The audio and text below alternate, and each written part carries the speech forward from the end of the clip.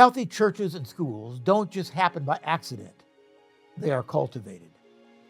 Welcome back to Cultivate, the podcast where we have conversations about building spiritually thriving churches and schools with flourishing faith that care for their communities and inspire people to grow in Christ and share Christ's love.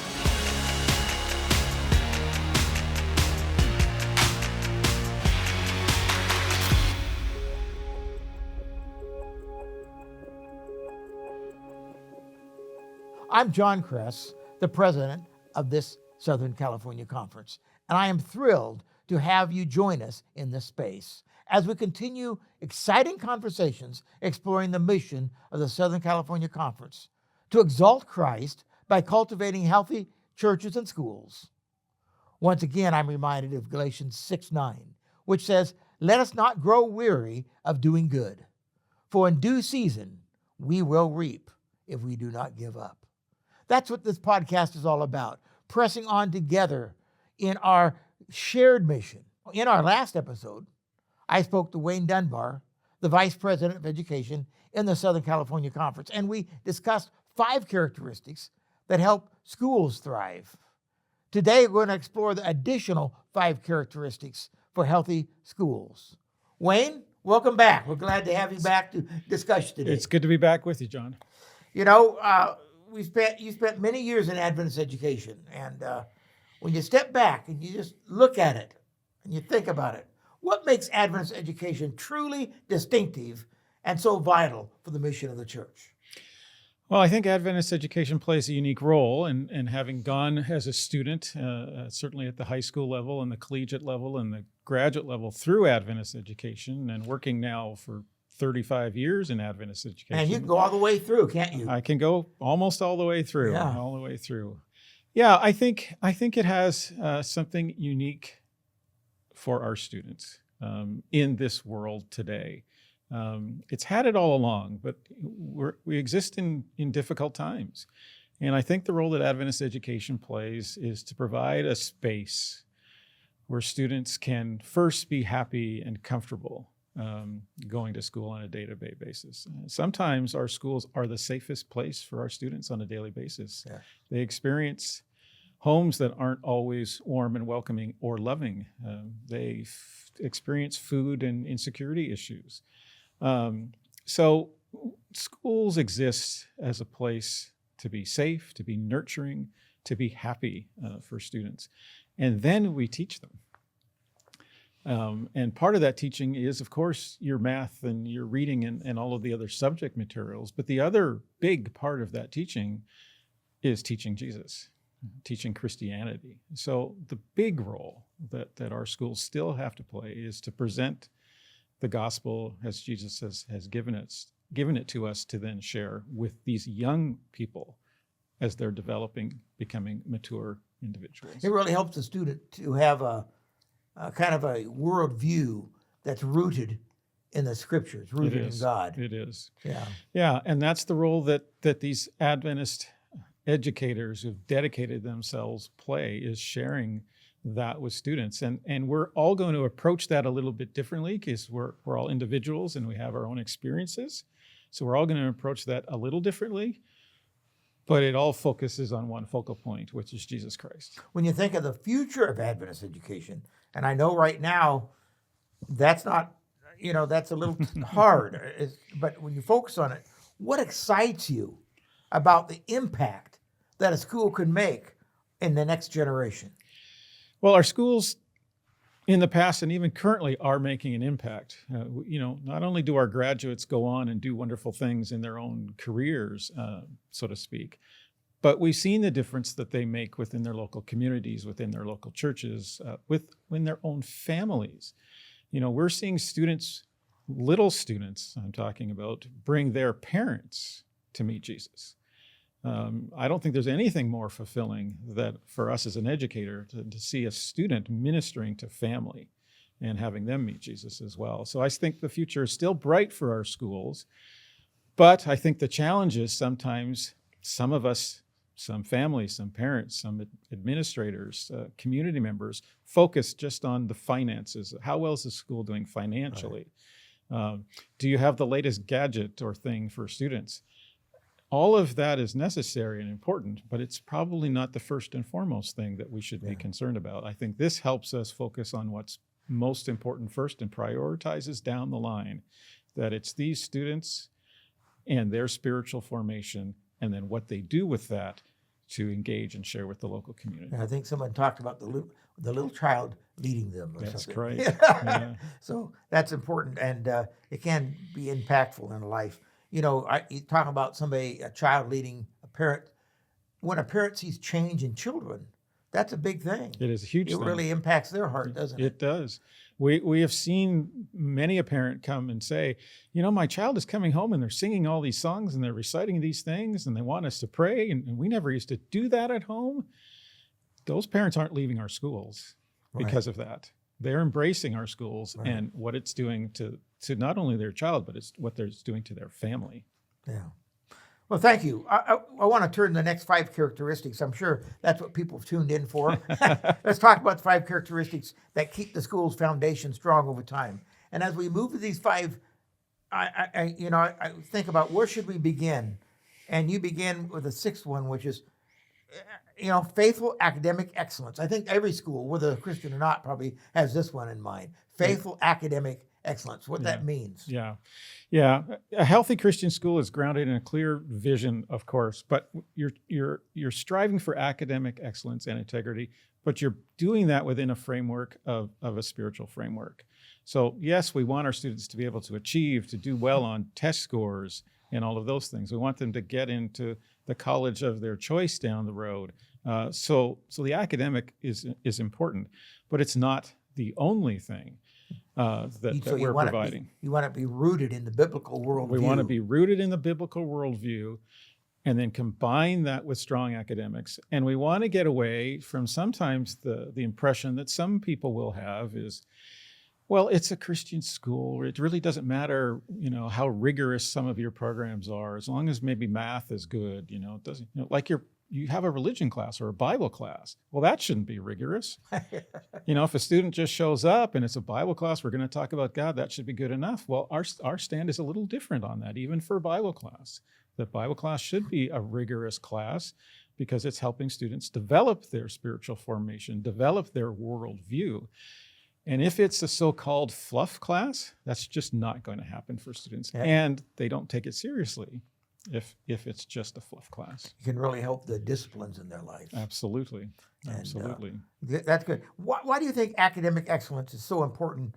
You've kind of talked a little about that, but, you think it makes a difference when a child comes out of that rigorous program and does well? You think that makes a difference? I think it does because our students all have goals about what they'd like to achieve in life. And a lot of what is a focal point for many students and families today is to do maybe a little bit better than my parents did, have a little bit more success than my parents do. Maybe I'm going to have to take care of an extended family in the future.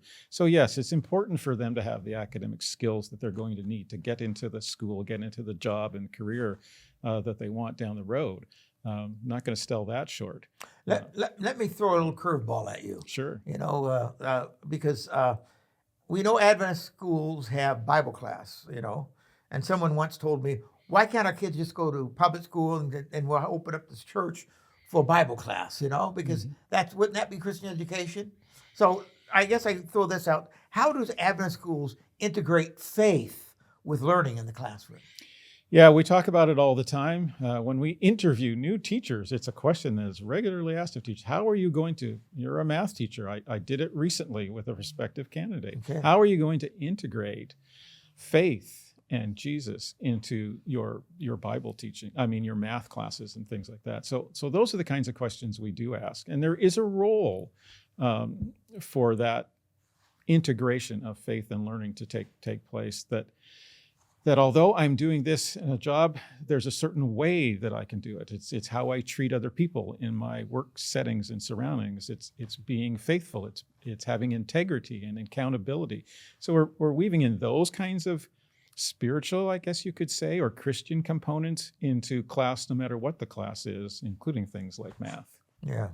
I don't know if this will bring out some more, but what makes Adventist education distinct from other educational models? I'm not talking about just, not just what happens in academics and Sure. stuff, but you usually have a model of how you approach educating kids. So what makes it distinctive?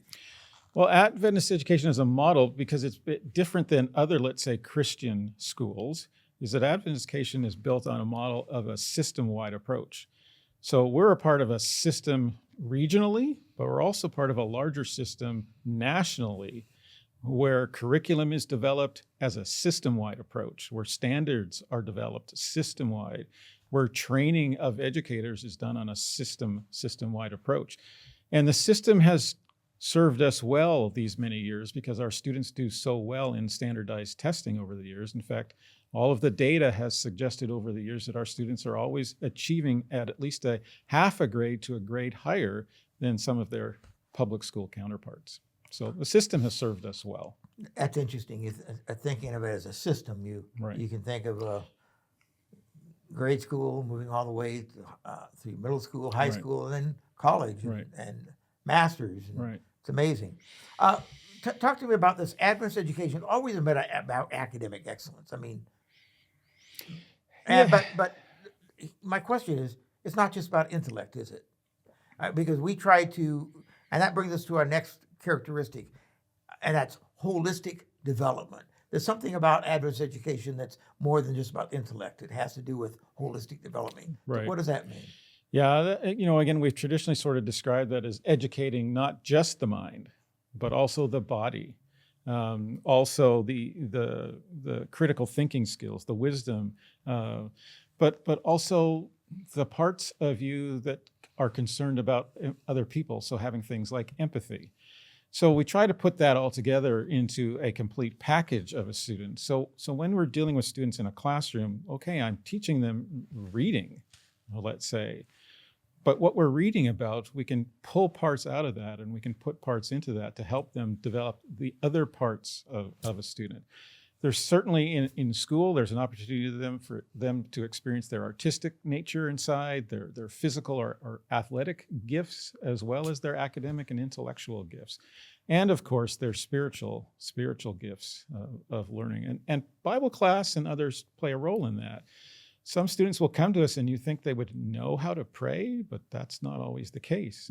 And so an opportunity to help a student learn how to pray or for them to pray in a style that's appropriate for them is a part of all of what we do to do a well-rounded person. I mean, we try to help them learn integrity and Yes. and what's the purpose of their life. Yeah. Not just learning, but where's God taking me? What journey does He have me on? Yeah. Where am I headed? What's God's plan for my life? But how also can I be a responsible citizen in my community and in my country to help and be of service to others? So why do you think this is such a valuable approach for young people today? Because I don't think they get this approach in other settings. They may not always get it at home. They probably won't get it in a public setting because there's a component here of spiritualness and religion that's not available in a public setting. So that doesn't make the public setting bad, but there's a component, for us, a large component that's just missing. And so we feel that this setting has greater value because we can actually educate the complete person, not just part of them. Yeah. You think about that. I think, for instance, critical thinking is so valuable. Yes. I think it's almost a lost art in our society today. Yeah. And if we can teach that or focus on that, that's a huge, valuable thing for the lifetime. Yeah. And they say these in this 21st century, so what they've said is some of the skills that some of our graduates, and I don't mean of our schools, I'm talking about college graduates as they're joining the workforce, what they're missing is some of what these call the soft skills. Critical skills is a part of that, but it's also relational skills. How do you get along with your coworkers? Those kinds of things. The idea of being on time for work, again, related to integrity and responsibility. Those are the kinds of things that are part of what we do in our Adventist schools that isn't curriculum driven. that's driven by a teacher recognizing what students need and how Yeah. to help them cultivate those skills. Yeah. I know that I had just mentioned in our last podcast that I had gone to LAAA's homecoming and Right. alumni. And the speaker there mentioned, and he's a city councilman, Mm-hmm. and he mentioned, because he came up after some students had given several speeches. Mm-hmm. And he came up, he says, I always know when a student has gone to an Adventist school, because usually students are afraid to speak up front. But they learn how to speak in an Adventist school. Our students are given the opportunity to speak often. Given that opportunity. And I think that's value. That's a skill It is. that you learn. Not only do we, in our last podcast, we talked about community engagement. Yes. But there's something that happens on campus too. And this leads me to the word community once again. You have a characteristic of caring community. How does that all work out? Right. Well, what we want certainly to be recognized for is the moment, let's say a visitor or a prospective family comes to our campus, that we want them to notice as soon as they step or walk through that door that there's something different going on here. The atmosphere is different. How they're being greeted is differently. They want to know that they're special and they're cared for. But that's something that, again, is then cultivated, because the campus at a given school is going to cultivate a culture. And they're going to talk about it all the time. This is who we are. This is how we do things here. This is how we treat one another. So you're developing a culture of caring, a culture of community, an internal community. Families, kids, teachers, board members create that internal community of a school. Church members, certainly to some extent. But it's about a place where you're accepted, no matter who you are, or what you might have done before, or how you look. We value you, you are accepted. Can you be a part of, and do you want to be a part of this community as we share with you what we're about, what our vision is, not just for you, but for us as a school and as a community. So we think that's an important aspect, and we think that it's shown to be a positive for families that feel that this is a safe place, a happy place, and a thriving place. Yeah, I think it's all about helping students realize they're created in the image of God. They are, yes. That just didn't happen. Right. They were planned. Yeah, and you have a purpose. Yeah. And we're here to help you on your journey to discover what your purpose is through God. I know one of the things I value a lot when a school develops a culture of kindness. Yes. Yeah. Yeah, and that's, again, how do we treat one another? And teachers play such a vibrant role in helping students deal with situations that arise student to student, and sorting that out. Yeah. And then learning from that what it means to treat one another with kindness and respect. What are some of the ways you think that a school can intentionally build a culture of belonging, a culture of kindness?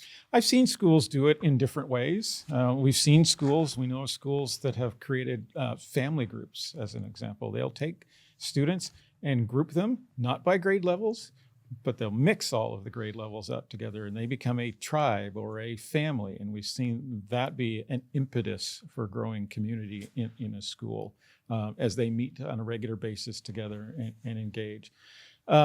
We've seen schools develop sort of a list of these are our important factors of being a loving, caring community. And they just outline them, and then they're just repeated on a regular basis. They're postered all over the campus.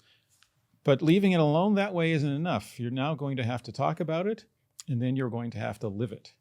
So as a part of that, here are the things that we're going to do, that we're going to engage in together as a school group to demonstrate it to ourselves and to live it out to the community around us. So here's our values. Here's our values. And this is how we expect you, if you're part of this community. That's correct. To buy these values and buy into these values. Right, that's right. Participate in them. Yeah, and it helps explain why we do some of the things that we do. Yeah. Both teaching and community service-wise. But these things won't happen without them being intentional, right? No. And the intentionality usually comes from the next characteristic. It does. A servant leader. It does. A leader that makes a difference. Somebody who knows that they are a servant leader Right. and are intentional about Right. it, correct? Right. Yes. And this will come from your administration, from your principal. When we talk about servant leadership here, we are talking about the administration of that particular school. We're talking about the principal. And although there is a school board, the visionary at your school should be your principal, who says, this is who we're going to be, and this is what we're going to do to get there. And then has the ability to cast that vision and share it, not just with students, but also with parents and with all of the faculty and staff that are coming alongside the principal as we're going on this journey together. So the principal plays a very big role. But we've described it as servant leadership, and we described it as empowering servant leadership because we recognize that this is not a trip that the principal can do alone. And this is not a power trip for the principal or a leadership as a group, because that's not how Jesus led. We're leading as an example. So we need to have the right people in the right positions that are willing to take on these leadership roles and do it in a humble way, a spirit of humbleness to lead people. And we think by doing that and having those kind of individuals, casting a vision, you will find both students and parents alike wanting and willing to follow.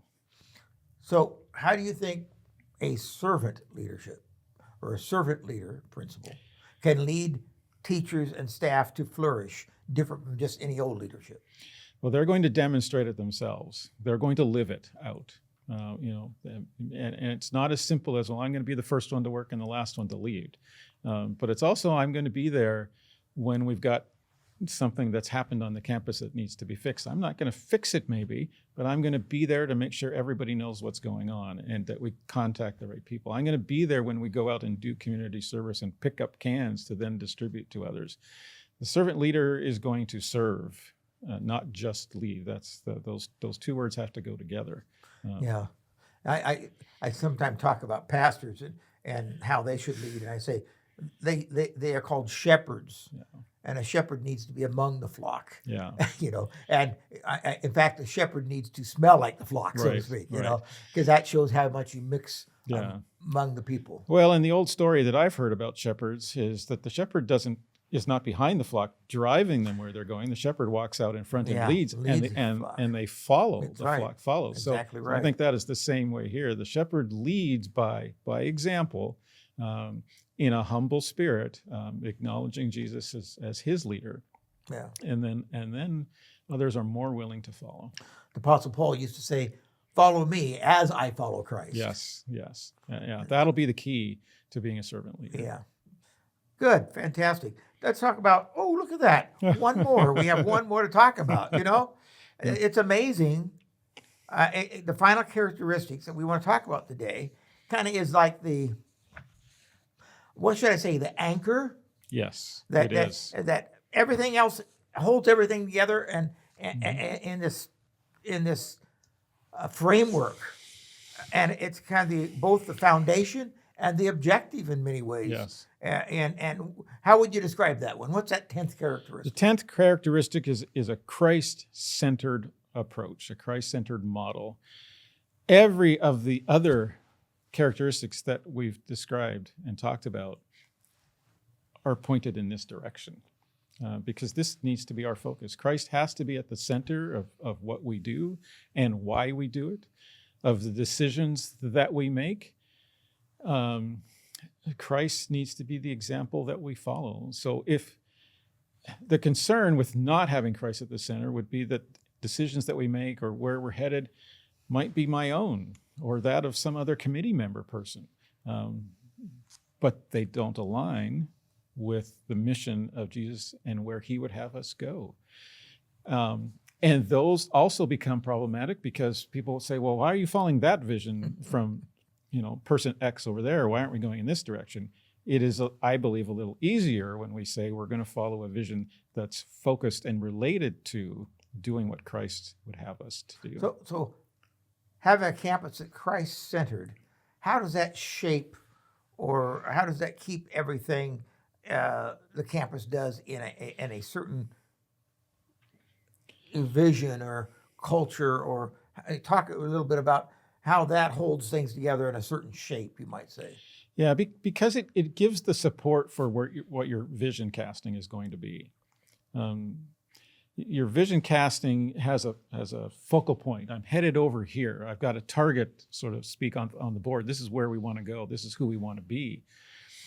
But being Christ-centered impacts how we're going to get there along the way. So I might, pull my bow back and cast that arrow off headed for that target because we think we know where we're headed. But as we know, things are going to buffet the arrow as it flies through the air.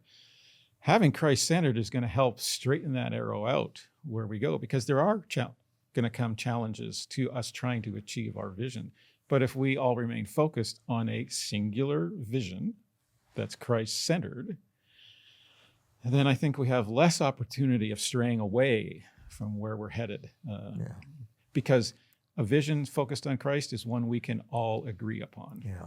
Yeah. I think of an organization, sometimes an organization can be busy. Yes. Doing a lot of things. Right. But not going very far, not moving anywhere. Right. A lot of movement, no direction. Yeah. And that's what you're talking about. We have a direction Yeah. that keeps us moving, and that's Christ. That holds us together. Yeah. And they may be moving, as you say, and even doing some good things. Right. But still may not be Christ-centered. Yeah. When you see, because all of a sudden now you find yourself off target. So how do you think students experience Christ in a healthy Adventist school?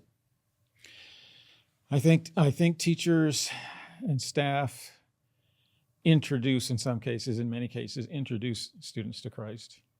I think I think that faculty help students see Christ in a different light, maybe than what they've experienced before. And I think the other key is because of, as you pointed out in the last broadcast, how much time teachers spend with students. I think they're able to help students catch that glimpse of who Jesus is, first of all, what he's all about, and what his interest is in you. And then put students in situations and circumstances where what I like to call a student can experience God, maybe for the first time. It's so easy for students to be at a Christian school and to think they know God and do a lot of things, but they're doing it almost out of habit because this is what we've always done. This is how I was raised. And as they get to school, especially in later years, it's time for them to start developing their own vision, their own framework of who God is and what he's about and what does he mean to me. And I think that's what teachers help students to achieve. We're not casting our vision of Christ onto them. We're giving them a place where they can develop their own. Yeah, that's good. It's got to be personal. It does got to be personal. And otherwise, they won't hold on to it. Yeah. So on our last broadcast, we dealt with 5. Yes. This is 10. Yeah. for a healthy school. Yes. And last time we talked about living mission. We talked about continuous improvement. Yes. Community engagement, financial stewardship, and mission-focused board. Mm-hmm. And today we covered faithful academic excellence, holistic development, caring community, servant leadership, and Christ-centered. That kind of holds everything together. Yes. That you might say the center of the target. It's the center. Yeah, of everything, of this framework of healthy schools. So Wayne, when all these characteristics come together, what kind of impact can Adventist education have, not only on the students, but on the church and the community they all participate in? Like Jesus did when he came here, it can change everything. Because if you can change one life, if you can change one heart, if you can change a student's mindset, then who's to say what that student can then change for our world? So it can have a huge impact. That student can go on and become a leader in our church. That student could take your job or mine. Will take my job. They will eventually. And have a significant impact. Who knows where Southern California Conference is going to be 20 years from now, and which student is leading it. And maybe they're doing it in a certain way because of what we have put into place in our education department and in our churches to help them become more healthy. I think it's not that we've had terrible years in the past as a system of education. We've had some struggling years recently, certainly, but I think there's still opportunity for our schools to do what they've been called to do, which is help students and help our churches thrive in their journey to meet and to share Jesus with the world around them. So I think students will come out of our school system ready to meet challenges for the future and achieve things that honestly, you and I haven't even thought of yet, what they will do. It really excites me. I love having a strategy, a kind of a framework Yes. for focus, to help focus our schools to move forward. And because Adventist education always have been not just about information, Right. it's about transformation. It's transformation. And that's so important for when we think about what we're trying to accomplish.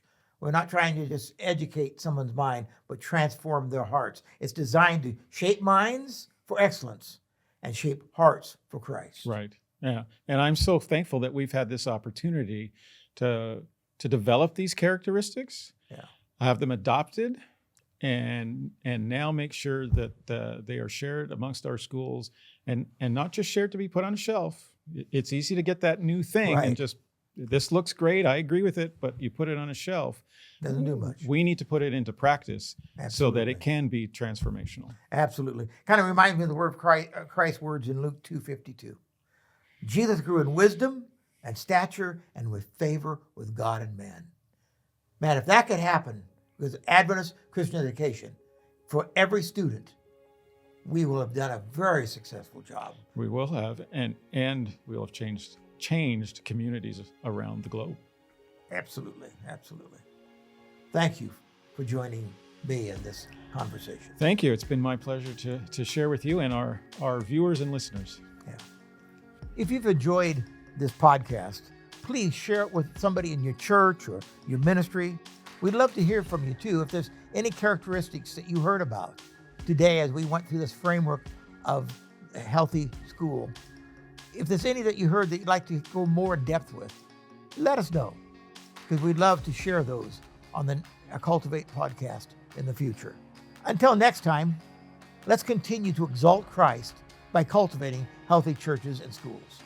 Thanks for listening to the Cultivate podcast.